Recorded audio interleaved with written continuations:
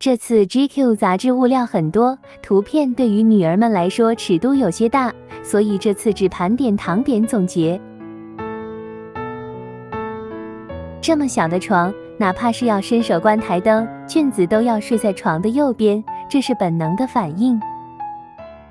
从另一段广告中看出，哲瀚是睡在床的左边，一家人一个睡左边，一个睡右边。根据橘子的说法，哲瀚因为左腿有伤，所以俊子为了不会碰到腿，就选择睡在右边，又被刀了。在杂志中出现了纸飞机的元素，仔细盘点，这是一个纸飞机与爱的故事。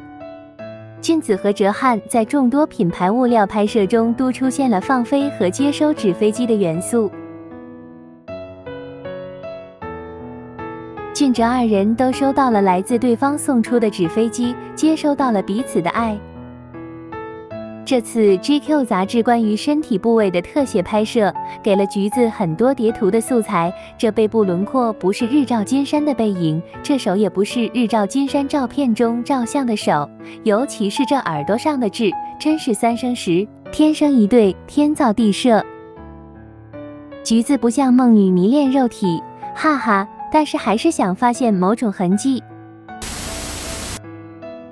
俊子在拍摄杂志中所佩戴的腰带和哲瀚之前戴的是同品牌的情侣款。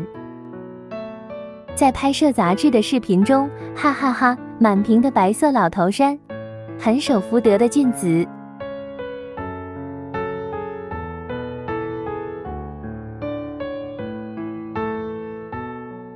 俊子戴的眼罩是躲猫猫款，竟然还有狗狗款眼罩。有没有可能是爸戴躲猫猫款，他老婆戴小奶狗款呢？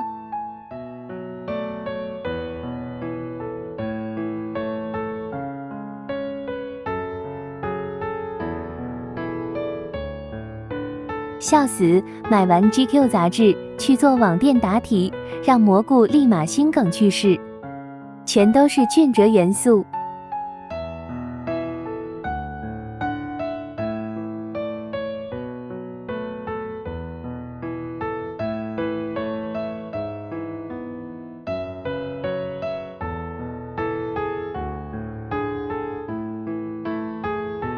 俊子 GQ 杂志销量成绩亮眼，在2年内完成男装5大刊满贯，